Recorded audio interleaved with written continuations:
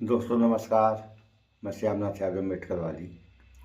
यह पोस्ट है इसका लेख है बांग्लादेशी खिलाड़ी खरीदने पर शाहरुख खान गद्दार हैं और पाकिस्तान भारत का मैच कराने वाला जय शाह भगवान का अवतार है।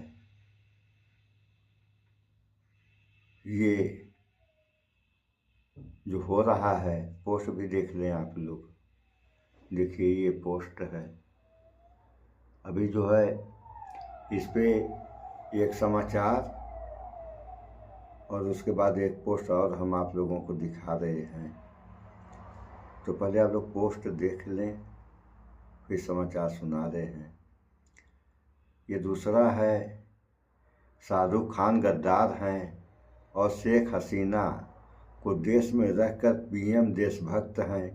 संजय सिंह आप सांसद। देखिए ये पोस्ट संजय सिंह का, जो कि आपके सांसद हैं।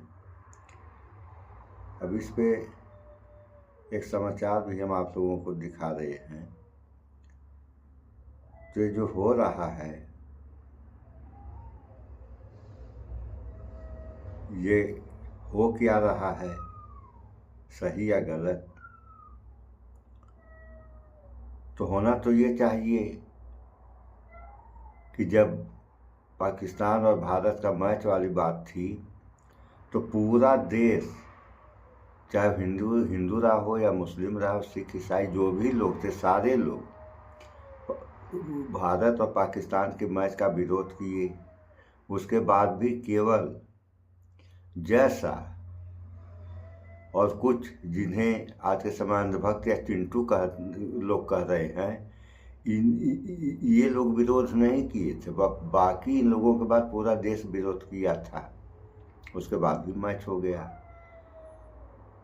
और एक खिलाड़ी शाहरुख खान खरीद लिए तो ये गद्दार हो गए। ये लोग देशभक्त हैं और शाहरुख खान गद्दार हो गए। तो इस बारे में आप लोग थोड़ा सा इस वीडियो में भी देख लें। उसके बाद जो हो रहा है ये शुभ संकेत तो नहीं है इस देश के लिए, क्योंकि रहना सभी लोगों को है। और अगर ऐसा ही होता रहा तो फिर क्या होगा, इस बारे में सारे देश की जनता को सोचना चाहिए कि जो हो रहा है ये हो क्या रहा है। अब देखें आप लोग समाचार अभी दिखा रहे हैं। भाजपा नेता के एक बयान से भारी बवाल मच गया है, जिससे न सिर्फ पूरी भारतीय जनता पार्टी की मुश्किलें बढ़ गई हैं, बल्कि अब प्रधानमंत्री नरेंद्र मोदी के देशद्रोही होने पर भी सवाल उठने लगे हैं। तो बीजेपी नेता ने ऐसा क्या दिया बयान जिससे अचानक पीएम मोदी को लेकर देशद्रोह के सवाल उठने लगे हैं, बताएंगे अपनी इस स्पेशल रिपोर्ट में। नमस्कार, आप देखना शुरू कर चुके 4PM न्यूज नेटवर्क और मैं हूं आपके साथ आकांक्षा यादव। दोस्तों, बीजेपी नेता और पूर्व विधायक संगीत सोम एक बार फिर से अपने विवादित बयान को लेकर सुर्खियों में है। इस बार उनके निशाने पर है बॉलीवुड के किंग खान यानी कि शाहरुख खान। दरअसल मेरठ के दौराला क्षेत्र में आयोजित अटल स्मृति सम्मेलन और मतदाता गहन पुनरीक्षण कार्यशाला के दौरान संगीत सोम ने शाहरुख खान को देश का गद्दार तक कह डाला। उन्होंने आरोप लगाया कि शाहरुख ने आईपीएल में बांग्लादेशी क्रिकेटर को करोड़ों रुपए देकर खरीदा, जिसे उन्होंने देश विरोधी गतिविधि बताया है।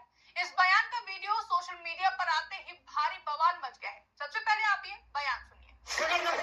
खिलाड़ी भारत में खेलने आएंगे तो एयरपोर्ट से बाहर कदम नहीं रख पाएंगे, हम दावे के साथ कह रहे हैं। समझना चाहिए शाहरुख खान जैसे गद्दारों को कि जिस तरीके की गद्दारी आप देश के साथ कर रहे हैं, आपको यहां तक अगर आज पहुंचाया तो इस देश के लोगों ने पहुंचाया।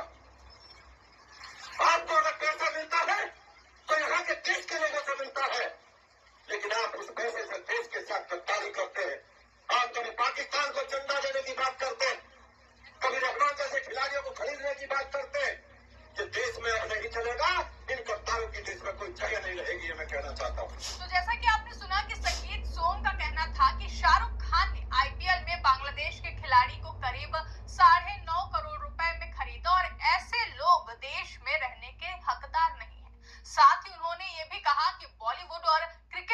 जरिए राष्ट्र विरोधी ताकतों को बढ़ावा दिया जा रहा है।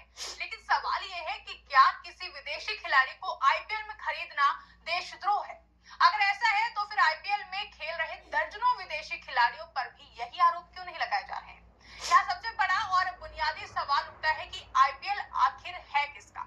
आईपीएल भारतीय क्रिकेट कंट्रोल बोर्ड यानी कि बीसीसीआई के तहत चलता है, जिसे भारत सरकार की मंजूरी प्राप्त है। आईपीएल में खिलाड़ियों की नीलामी होती है, नियम तय होते हैं और हर फ्रेंचाइजी उन्हीं नियमों के दायरे में खिलाड़ियों को खरीदती है। शाहरुख खान की टीम कोलकाता नाइट राइडर्स यानी कि केकेआर भी इसी सिस्टम के तहत काम करती है। अगर किसी बांग्लादेशी या फिर किसी भी विदेशी खिलाड़ी को खरीदना गलत था तो फिर बीसीसीआई ने इसकी अनुमति क्यों दी?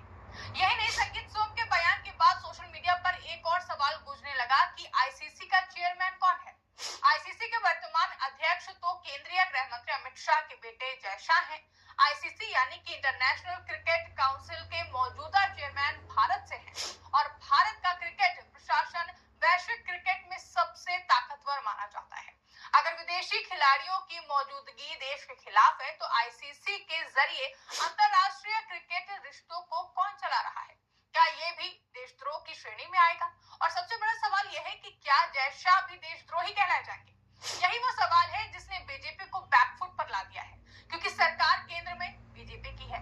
अगर बांग्लादेशी या किसी भी विदेशी खिलाड़ी को आईपीएल में शामिल करना देश विरोधी है तो सरकार इसे रोक क्यों नहीं देती है? कानून बनाइए, नियम बदलिए, आईपीएल बंद कराइए या फिर विदेशी खिलाड़ियों की एंट्री पर पाबंदी लगाइए।